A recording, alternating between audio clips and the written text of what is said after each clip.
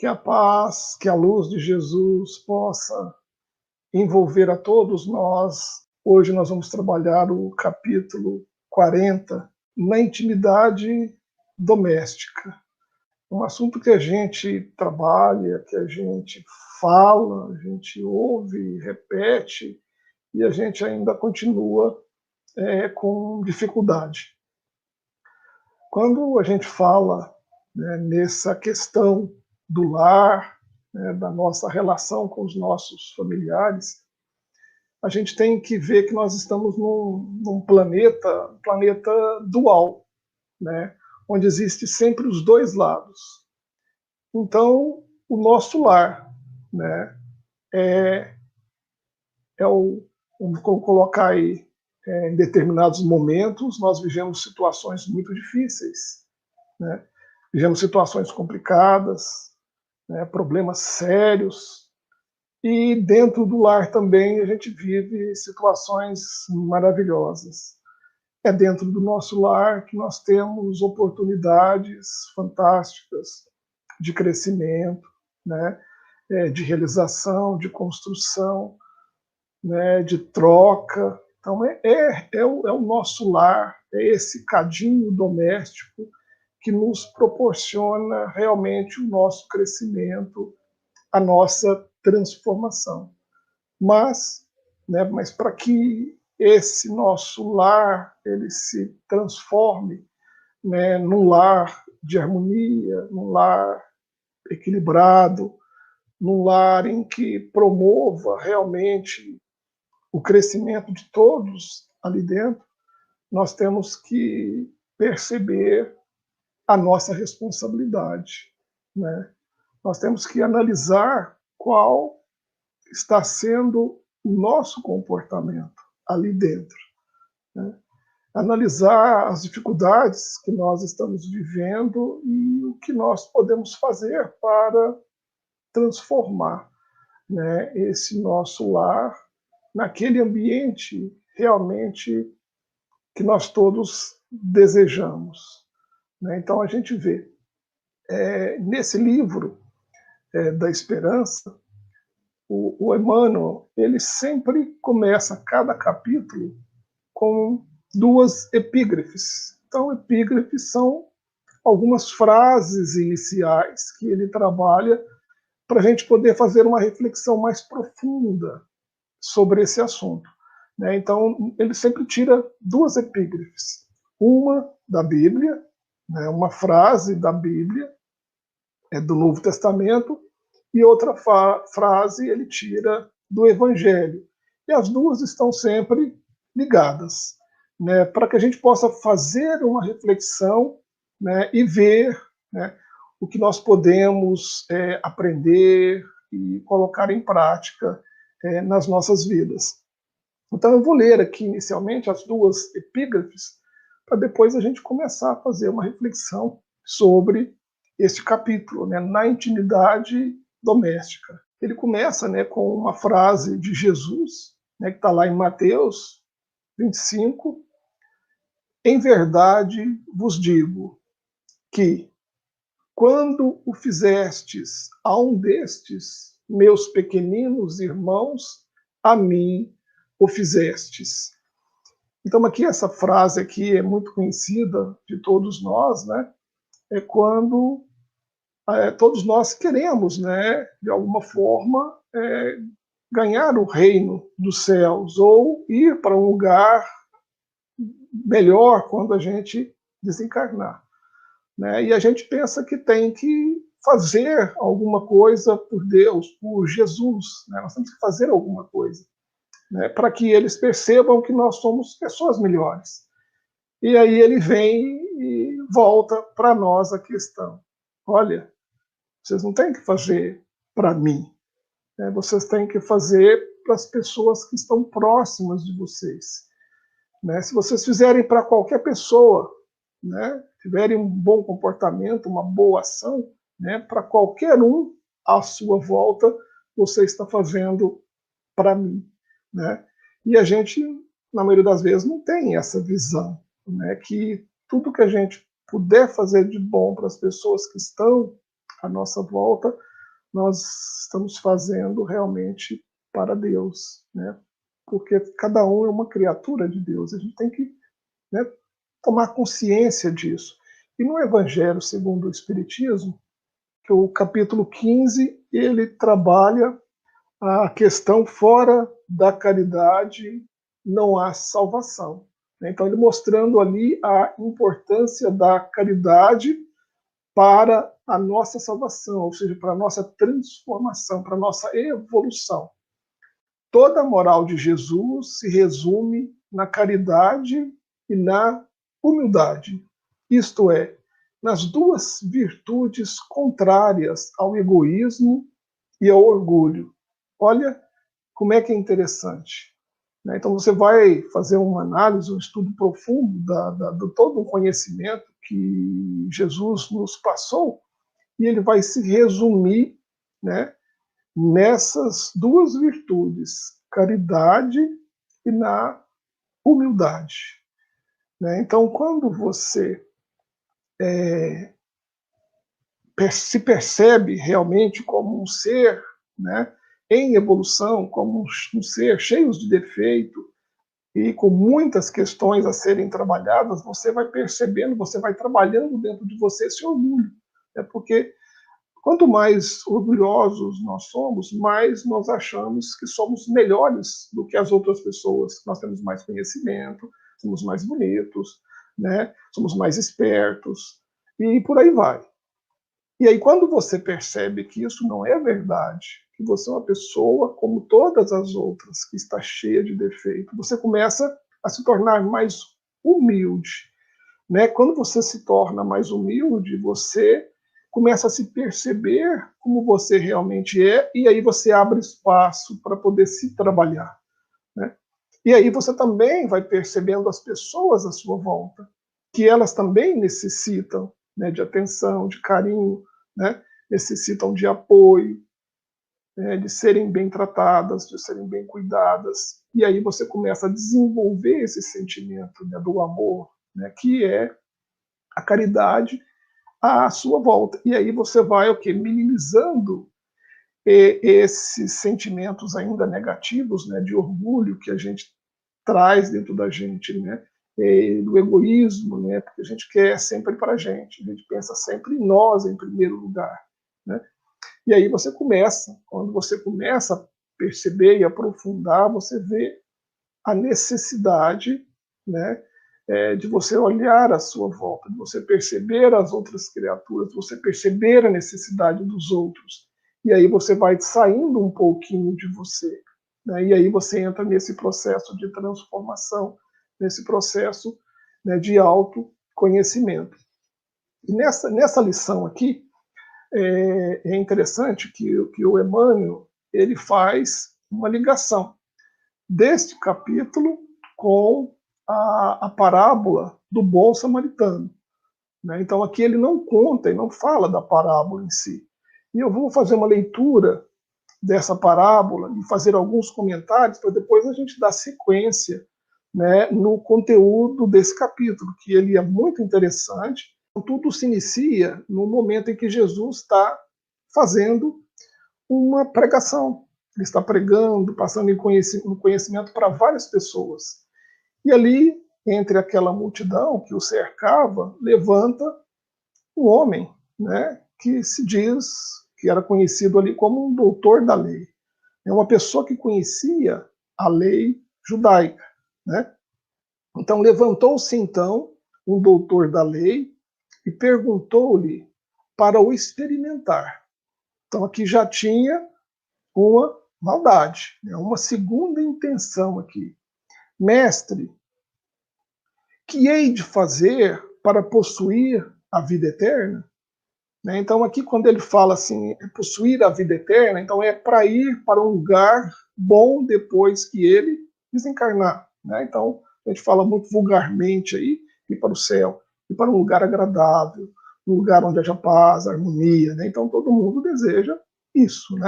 E aí ele fala, o que eu tenho que fazer para possuir a vida eterna? E ele era um doutor da lei.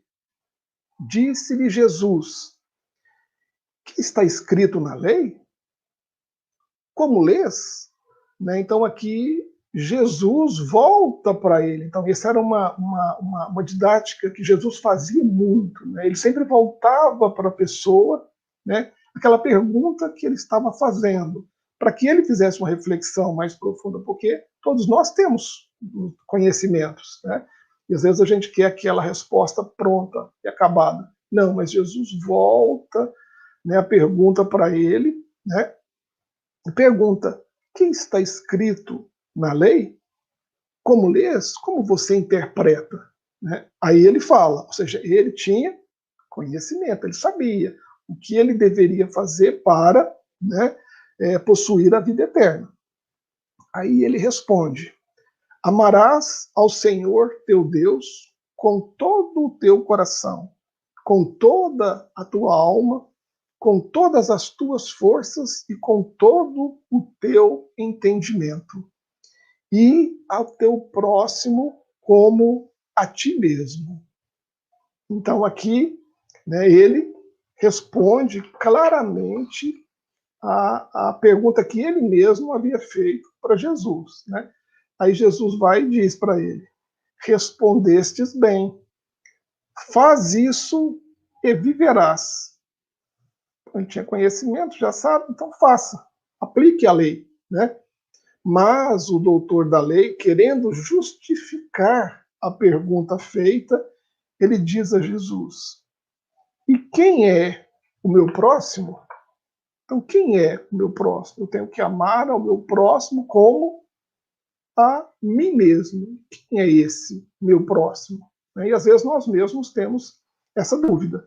Aí é que Jesus começa a fazer a explicação, né, a contar a parábola. Né? Tomando a palavra, Jesus respondeu: certo homem descia de Jerusalém. E essa parábola também ela é interessante porque ela é cheia de símbolos. Né? A gente vê que cada personagem, cada citação de Jesus, ele tem um símbolo diferente. E essa parábola ela é muito interessante porque ela dá vazão a uma série de interpretações. E nós não podemos falar que existe uma interpretação certa ou errada. Né? Com cada interpretação que a gente faz, a gente entende uma coisa, a gente aprende uma coisa. Eu acho que isso é muito importante. Então ele começa: certo homem descia de Jerusalém para Jericó e caiu nas mãos dos salteadores, que depois de o despojarem e encherem de pancadas, o abandonaram, deixando-o meio morto. Então, esse certo homem, então aqui ele não define que homem que é. Quem é esse homem, né, que estava descendo de Jerusalém em direção a Jericó? Ninguém sabe. Né? Mas ele foi ali no meio do caminho, ele foi pego por salteadores que o espancaram e roubaram todo o que ele tinha e deixaram ele ali à beira da morte. Então ele estava desfalecido ali. Né? Por coincidência, descia por aquele caminho, também descia. Então vinha da onde? De Jerusalém em direção a Jericó. Descia por aquele caminho um sacerdote, que ao vê-lo passou ao largo. Então o sacerdote viu ele caído, mas aí ele passou para o outro lado e passou. Ele não deu importância para aquela pessoa caída. Do mesmo modo, ou seja, também descendo de Jerusalém em direção a Jericó, do mesmo modo, também um levita, né, passou por aquele lugar e ao vê-lo passou adiante. Também um levita. Né? Então, o levita ele é aquele indivíduo que trabalha dentro do templo. Né? Eles são os responsáveis pela parte administrativa do templo, eles são os responsáveis pelas finanças do templo. Né? Então, ele também tem um certo conhecimento religioso, né? Mas ele é mais ativo às coisas materiais, mais às partes técnicas, financeiras. Né? E ele vê aquele indivíduo ali também, e ele também passa adiante, sem dar atenção. Mas um samaritano que ia de viagem chegou ao pé dele, vendo-o, encheu-se de compaixão. Olha como é que é interessante aqui. Mas um samaritano, aqui, né, naquela época, os samaritanos eles eram vistos pelos judeus como pessoas não gratas, pessoas não são pessoas de boa índole, são pessoas que não cultuavam, né, os ensinamentos judaicos. Então, eles não eram bem vistos pelos demais, pelos judeus. Então, aqui, Jesus utiliza exatamente uma pessoa, né, que não tem uma boa procedência, que ela não vem de uma região de boa procedência. Não é que a pessoa não seja boa, mas ela vem de um núcleo, de um grupo de pessoas que não são bem vistas, né? Aí ele coloca, mas um samaritano que ia de viagem, então ele estava viajando, chegou ao pé dele, então ele chega ao pé, né, desse homem caído, e vendo, ele olha para aquele homem, vê ele enxerga ali quem é aquele homem, o que ele está passando. E ele enche-se de compaixão. Né? Então ele tem esse sentimento profundo de compaixão por esse irmão caído. Aí ele aproximou-se, ligou-lhe as feridas, deitando nelas azeite e vinho.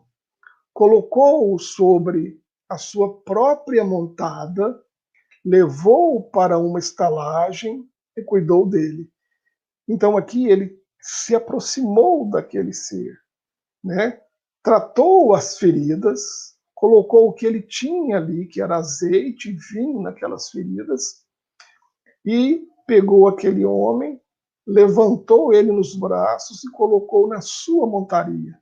Então ele não transferiu ele para ninguém, ele colocou na montaria dele e levou para uma estalagem e cuidou dele. Então ele não simplesmente não deixou ele lá, ele cuidou dele. No dia seguinte, tirando 2 denários, deu-os aos estalageiros, dizendo: trata bem dele, e o que gastares a mais, pagar-te-ei quando voltar. Então, olha o cuidado que ele teve com esse indivíduo que ele nem conhecia, né? Ele cuidou dele, depois ele tinha que seguir, fazer a sua viagem, fazer a sua atividade, mas ele não descuidou daquele homem. Né? Ele deixou dinheiro ali, 2 denários, ele deu esse dinheiro ao estrangeiro e ainda disse, olha, cuida bem dele, que quando eu voltar, eu restituirei o que gastares com ele. Né? Então, mostrando assim, e tudo indica que a pessoa, o estalageiro, ele conhecia aquele homem, senão ele não ia confiar. Né? E ele nada fala e assim faz. E aí aqui termina, né, a parábola. Né? E ele volta, né, para o doutor da lei e pergunta: qual destes 3 te parece ter sido o próximo daquele homem que caiu nas mãos dos salteadores? Então, qual? Perguntou para ele. Qual daqueles 3? O sacerdote, o levita ou o, o, o samaritano? Aí ele vai e responde: o que usou de misericórdia para com ele? Jesus retorquiu: vai e faz tu também o mesmo. Né? Então Jesus tira o ensinamento do próprio doutor da lei e ele mostra para ele que ele já sabia e que ele tinha que agora o quê? Aplicar, né, aquele conhecimento na vida prática dele. Né? E esse é a nossa grande dificuldade. Né? Nós espíritas, né, também somos doutores da lei, né, todos nós, porque todos nós temos conhecimento, e não é pouco. Né? E ainda nós temos uma dificuldade muito grande de colocar esse conhecimento em prática. Às vezes, se Jesus estivesse aqui entre nós, nós estaríamos fazendo indagações desse tipo, né? E a resposta Jesus faria e tiraria de nós mesmos, né? Porque nós já sabemos, mas a grande dificuldade realmente é em colocar elas em prática. Mas vamos aqui a algumas considerações sobre essa parábola, que eu acho interessante.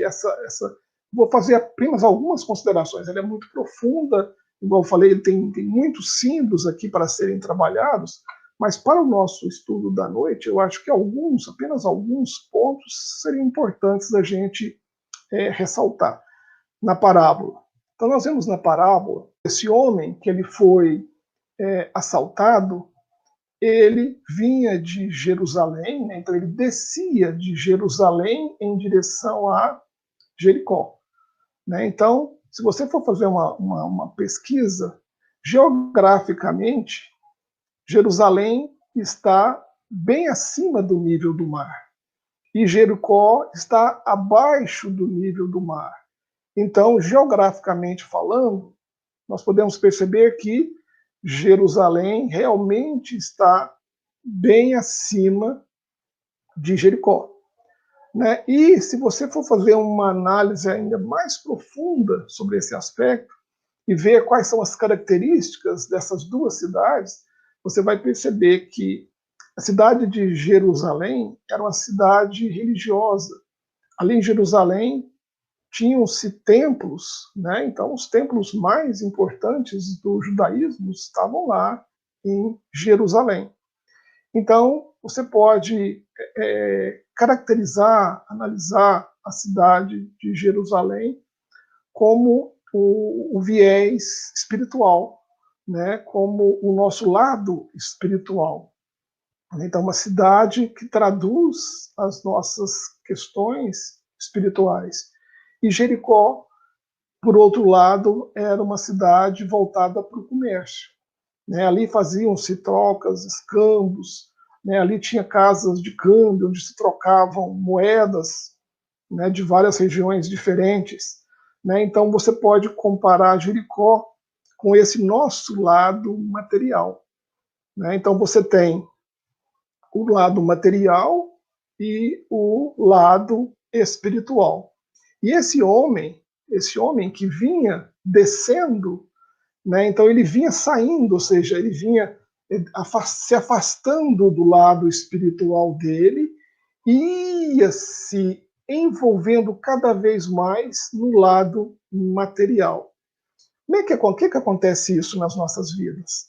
Quando você vai se distanciando cada vez mais do lado espiritual e vai se envolvendo com as questões materiais, né? Você vai desenvolvendo exatamente aquilo que falou no início da lição, né? Você vai trabalhando cada vez mais o egoísmo, né? A vaidade, né? Porque a pessoa quer cada vez mais, quando você vai se envolvendo com a matéria, você quer mais poder, você quer mais dinheiro, você quer mais tudo para você, né? E você vai se afastando da humildade, você vai se afastando realmente dos sentimentos mais nobres. Então esse homem, ele vinha se afastando, né? E o que acontece quando você vai se afastando? Você é tomado, você é assaltado por esses sentimentos negativos, por obsessores, né, que vão te envolvendo nesse processo. E aí você às vezes vai realmente parar no chão. E às vezes você sozinho não consegue, né, sair daquela situação, você precisa de auxílio, né? E aí ele fala que aquele homem estava ali precisando de auxílio. E aí vem um sacerdote. E ele fala que esse sacerdote também vinha descendo de Jerusalém em direção a Jericó. O que ele quer dizer? Que esse sacerdote, apesar do conhecimento espiritual que ele tinha, ele também estava se afastando desse conhecimento espiritual dele e estava se envolvendo, indo em busca das coisas da matéria. E aí ele não consegue perceber aquela criatura, porque os valores, né, o orgulho, a vaidade, o egoísmo ainda estava falando forte dentro dele. e aí ele não consegue auxiliar aquele irmão, né? E a mesma coisa acontece com o levita, né? Que ele trabalha no templo, vive no templo, né? Sobrevive das atividades do templo, mas ele também vai se afastando de todo aquele conhecimento, desses valores que ele já tinha, e vai se envolvendo cada vez mais nesse mundo da matéria. E aí ele também não consegue perceber ou não consegue, né, ter um sentimento mais nobre ali. E aí ele passa batido. Já o samaritano, que não era uma pessoa religiosa, né, não era uma pessoa que tinha grande conhecimento das leis, né, não era uma pessoa que detinha, né, dinheiro, detinha poder, detinha toda a estrutura que o levita possuía, mas ele estava estruturado, ele estava equilibrado, né, porque ele estava em viagem. Então, quando você vai fazer uma viagem, normalmente você se prepara, você se organiza, você coloca um objetivo. Ele não estava perdido, né? Você pode ver que o sacerdote e o levita, eles estavam, de certa forma, perdidos, né? Não sabiam que direção tomar. E o samaritano não, ele sabia, né? Aonde ele queria chegar, aonde ele deveria ir. E aí, nesse trajeto dele, ele encontra, né, esse irmão ali, né, caído, e ele se comove com ele. E aí ele vai e dá a assistência necessária àquele irmão. Ou seja, os valores espirituais estavam fortes dentro dele, né? E aí ele consegue auxiliar aquele irmão. Então, assim, eu quis trabalhar apenas algumas questões simbólicas, porque apesar essa parábola ela é muito profunda, ela traz uma série de outros ensinamentos. Mas para o nosso estudo da noite, eu acho que é suficiente a gente trabalhar esses símbolos, né? E a gente pegar essa parábola e trazer ela para o nosso lar, para tentar aplicar essa parábola dentro do nosso ninho doméstico, na relação com as pessoas mais próximas a nós, né? Porque essa parábola ela trabalha exatamente a questão do próximo, do amar ao próximo como a si mesmo. Então, quem é o próximo? Né? Nós, as pessoas que estão convivendo conosco dentro do nosso lar, de uma certa forma, são as pessoas mais próximas a nós.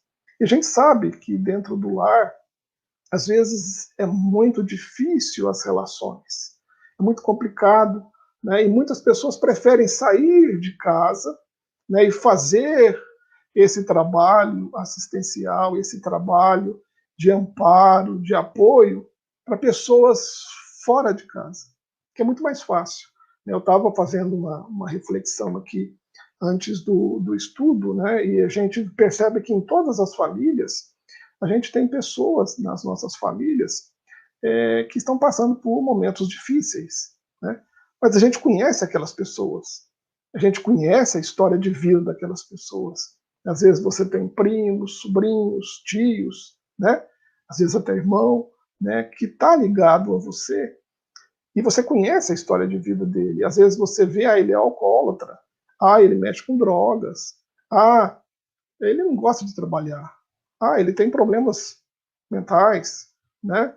E você fala assim, não adianta eu ficar ajudando ele, né? Ele nunca toma atento, quanto mais eu ajudo, mais ele se acomoda, ele não cresce, ele não desenvolve, ele não acorda, né? E aí você fala assim, não, eu não vou ajudar ele, eu já ajudei uma vez, não vou ajudar mais, né? E aí você sai, deixa de ajudar essas pessoas dentro da sua família e vai ajudar, né, fora. Vamos fazer um trabalho aí de peregrinação, vamos levar uma cesta básica, né, às famílias carentes, e aí você vai. Aí você leva o alimento, às vezes leva uma palavra amiga, né? Você entra na casa de uma pessoa que você nunca viu, um estranho, né? E faz tudo por ela e vai embora. Né? E por que você fez isso para essa pessoa lá fora e não fez para uma pessoa da sua própria família, né, que estava passando por momentos difíceis? Porque o outro você não conhecia a história. O outro você não se envolveu. Mas se você for se envolver e saber quem é aquela pessoa, você vai ver também que ele pode ser um alcoólatra também, que ele pode ser uma pessoa que tem problemas emocionais, ser uma pessoa que mexe com drogas, né? E ele está na mesma situação daquele seu parente que você preferiu não ajudar, não se envolver, né? Mas o outro lá você, né, viu uma vez só, não sabe nada da vida dele, só sabe que ele está precisando e você vai e ajuda. Então a gente tem que perceber isso, né? Que nós estamos, né, em várias situações, em vários momentos fazendo isso, né? Deixando de auxiliar aqueles que estão bem próximos de nós, isso não só financeiramente, mas emocionalmente, né? Não tendo paciência, tolerância, compreensão, né? Não estamos às vezes apoiando aquela pessoa no momento que ela mais precisa, né? Então a gente tem que acordar, né, para essa realidade, né? E vamos ver agora o que o Emmanuel nos fala, né, sobre essa parábola, né, fazendo essa ligação, né, com os nossos lares, né, com o nosso núcleo ali familiar. Então, a história do bom samaritano, repetidamente estudada, né, então essa história foi estudada N vezes, oferece conclusões sempre novas. Então, cada vez que você estuda essa história do bom samaritano, você sempre vai tirar uma conclusão nova, um ensinamento novo. E ele cita aqui para nós alguns desses ensinamentos. O viajante compassivo, ele encontra o ferido anônimo na estrada. Então, olha só, o viajante compassivo, ele já desenvolveu esse sentimento dentro dele, de compaixão pelas outras pessoas que estão, né, convivendo com ele. Então ele encontra o ferido anônimo na estrada. Então, uma pessoa anônima, ele não conhecia, né? Ele não hesita em auxiliá-lo. Ele não pensa duas vezes, ele não questiona. Ele vê e faz, né? E às vezes a gente fica raciocinando demais, questionando demais, né? E deixa de fazer aquilo que nós já sabemos que é nossa responsabilidade. Aí ele estende-lhe as mãos, pensa-lhe as feridas, ou seja, ele trata as feridas, recolhe-o nos braços sem qualquer ideia de preconceito. Olha como é que é interessante isso, né?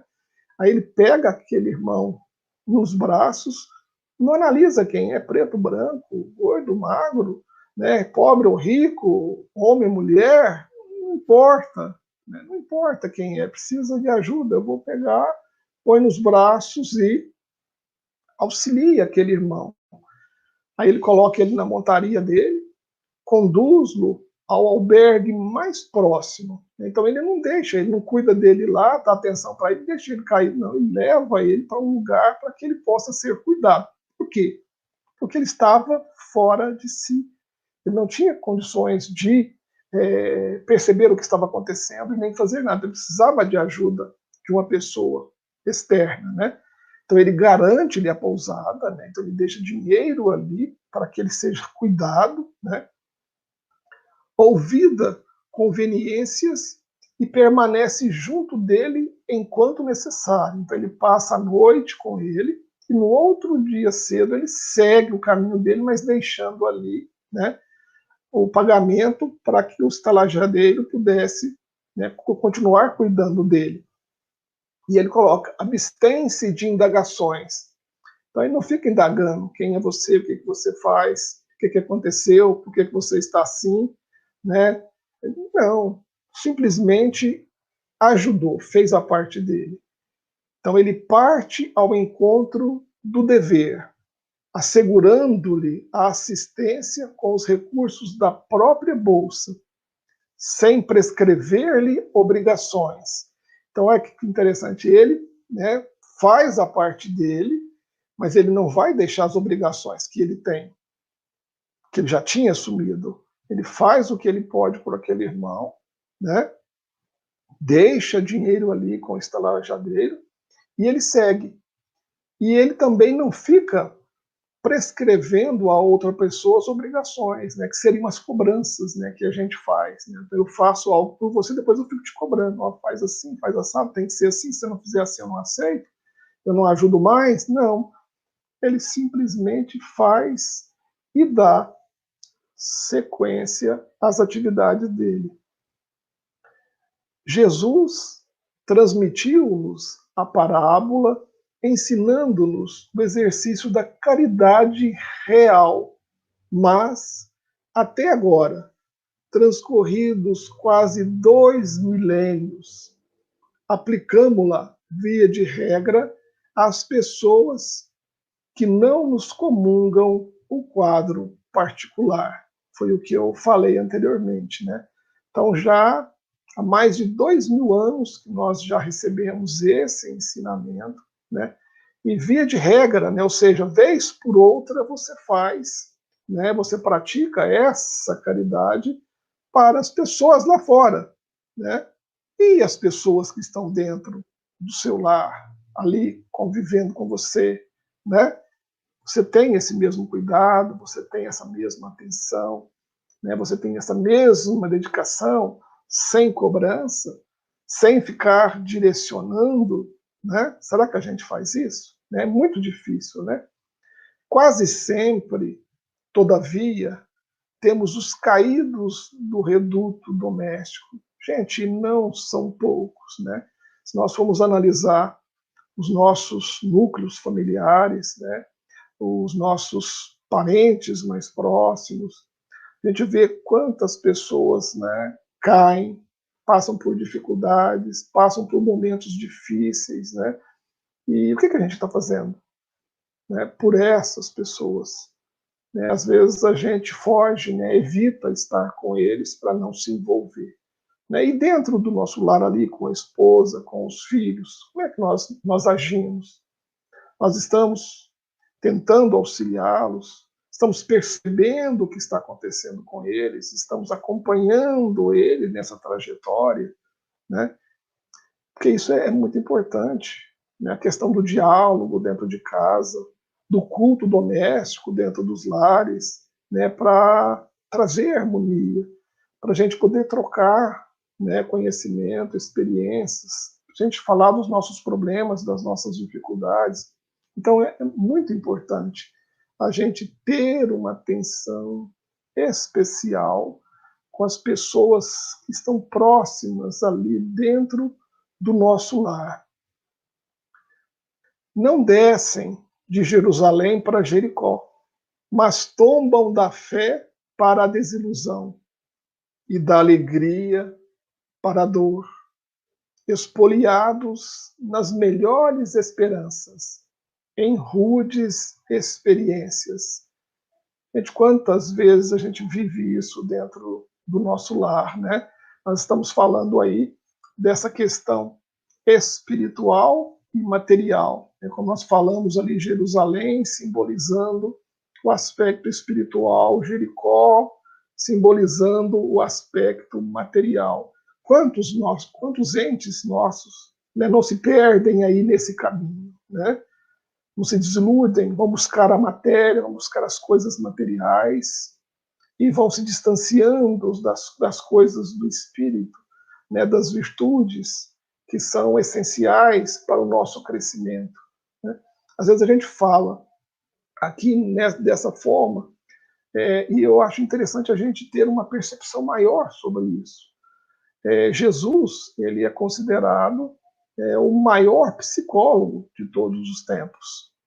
Quando nós falamos aqui em caridade dentro do lar, a pessoa que mais vai ser beneficiada com esse comportamento é quem pratica, ou seja, somos nós mesmos. Então você tem um lar onde tem briga, onde tem discussão, onde tem conflito, né, onde tem pessoas que estão vivendo depressão, pânico, uma série de doenças emocionais. Né? Então você tem né, que perceber essas criaturas. E você tem que auxiliar essas criaturas. E para isso, você tem que passar para elas amor, você tem que passar para elas respeito, confiança, você tem que valorizá-las, incentivá-las, mostrar para elas que elas são seres importantes na sua vida, são seres que têm um significado fantástico, né? E quando você começa a valorizar essas criaturas, dar a elas, né, o seu tempo, ouvir as dificuldades dela, ter paciência com os erros, com as dificuldades que elas estão vivendo, né? Se aproximar, você tem condições de auxiliá-la de várias formas, levando para o templo, para a religião, levando para um tratamento, seja médico, psicológico, aquilo que ela necessitar. Mas para isso você tem que estar presente dentro do seu lar, né? Então isso é fundamental, nós estarmos mais presentes dentro dos nossos lares, porque aí é que nós vamos conseguir fazer essa transformação, né? Onde o nosso lar vai deixar de ser um lar tumultuado, desequilibrado, para se transformar num lar harmonioso, num lar onde há esperança, num lar onde há felicidade, num lar que você quer voltar, num lar, num ambiente que você quer estar e com pessoas que você deseja estar. Então essa é a responsabilidade nossa. Isso não acontece do nada, né? Então essa é a responsabilidade nossa, fazer com que cada um dentro do nosso lar se transforme, seja uma pessoa melhor. Para isso eu tenho que fazer a minha parte. Eu tenho que fazer a minha mudança primeiramente. Aí eu vou conseguir esse resultado. E ele termina: quantas vezes surpreendemos as vítimas da obsessão e do erro, da tristeza e da provação dentro de casa, né? Às vezes você acha que é só lá fora, não. Dentro da sua casa você encontra pessoas que estão passando por processos obsessivos, pessoas estão tristes e às vezes você nem vê, porque você não para em casa, porque você não as ouve, porque você não as percebe, né? Estão passando por provações terríveis, por perdas terríveis, e às vezes a gente nem está percebendo, porque eu percebo em muitas famílias, né, a fuga, né? As pessoas começam a criar situações e compromissos fora de casa para fugir daquele relacionamento que às vezes ele considera como um relacionamento problema. A minha casa é só problema, minha casa é só dificuldade. Aí a pessoa começa a fugir. E muitos fogem para o templo religioso, muitos vão para o centro, ou para a igreja católica, ou para a igreja crente, para fugir, né, daquelas dificuldades que existem dentro de casa. Prefere ficar lá horas e horas, né, fazendo cultos, pregando, ouvindo, do que, né, auxiliando aquelas pessoas ali que estão comungando com você, né, estão bem próximos de você. E aí a gente percebe que a gente passa a agir como aquele sacerdote da parábola ou aquele levita, né? Nós todos espíritas, eu acho que nós temos um pouquinho de cada, sabe, do sacerdote e do levita, porque nós temos conhecimento, mas muito conhecimento religioso, né? E nós temos também uma estrutura de conhecimentos hoje como levita, né? Financeiro, nós temos um conhecimento, uma bagagem muito grande nessas duas áreas. Nós não usamos esse conhecimento exatamente onde mais precisa, né? E às vezes a gente foge, né? Como na lição, né? A gente vai se envolvendo com o mundo material e vai deixando esse lado espiritual, esse lado emocional ficar cada vez mais distante. A gente vai ficando insensível, vamos assim dizer, né? Você fica insensível à dor alheia, você fica insensível ao que o outro está sentindo, ao que o outro está precisando, né?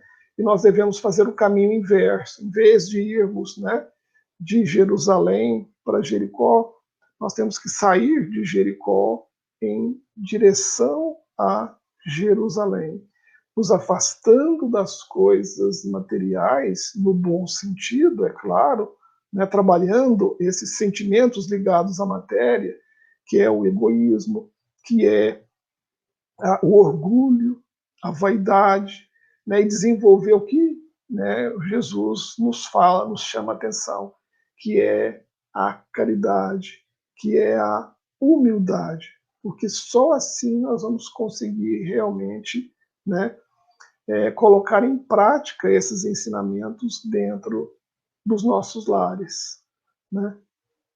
Bom, aqui fica meu agradecimento, né, ao Zé Roberto, a todos vocês que estão tendo a paciência aqui de nos ouvir.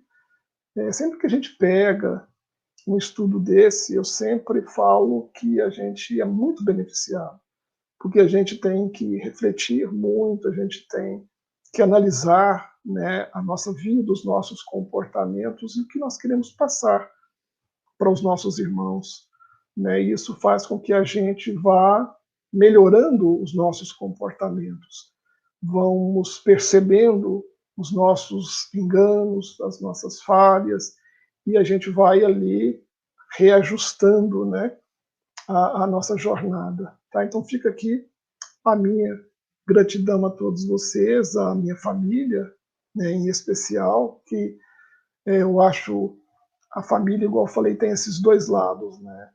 A família, em alguns momentos, traz dores, dificuldades, mas na grande maioria, se a gente souber olhar, avaliar, traz grandes alegrias, né? Eu, em especial, acho que sou uma pessoa beneficiada, né? Tenho uma família maravilhosa, sou muito grato, né, por tudo que eu recebo de cada um deles, da gente estar conseguindo, né, nessa vida, colocar em prática muitos desses ensinamentos. Tá? Então, gratidão a todos vocês, que a paz de Jesus brilhe no lar de cada um de vocês.